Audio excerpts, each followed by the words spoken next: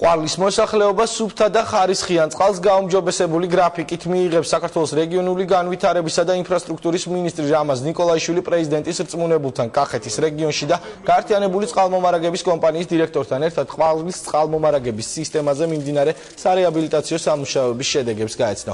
მინისტრი ყვარელში მცხოვრებ ხარატიშვილების ოჯახსაც ესტუმრა, როგორც მასპინძლებმა აღნიშნეს, წყლის მიწოდების საკითხი ყვარელში მართლაც მნიშვნელოვნად არის გაუმჯობესებული. სარეაბილიტაციო სამუშაოების დაწყებამდე ყვარლის 11,000-მდე მოსახლე წყალს ყოველ მეორე დღეს 4 საათიანი გრაფიკით იღებდა.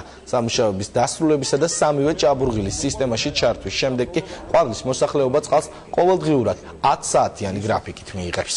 დიდი მადლი არის საერთოდ რა. ის რომ ადამიანებს 3 დღეში ერთხელ ქონდა წყალი 4 საათის განმავლობაში, დღეს ყოველდღიურად 8 საათის განმავლობაში წყალს მივაწვდით.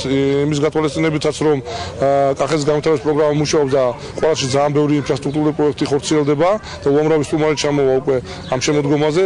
შესაბამისად ჩვენ უნდა დავხვდეთ მომზადებული ინფრასტრუქტურით მეგრულ გზებს და შესაბამისად წყალს, როგორც გითხარით, წყალი დღეს ყვარელს ყოველდღიურად მიეწოდება 10 საათის განმავლობაში. ჩვენ ვასრულებთ ჩვენს დანაპირებს, ყველა ქალაქს წლის ბოლომდე იქნება ყოველდღიური წყალმომარაგება და უკვე კონკრეტული შედეგი გვაქვს ქალაქ ყვარელში, სადაც ყოველდღიურ წყალმომარაგებაზე გადავედით და ბუნებრივია ეს უკვე გადაიზრდება 20 საათიან წყალმომარაგებაში. კახეთში წინანდლის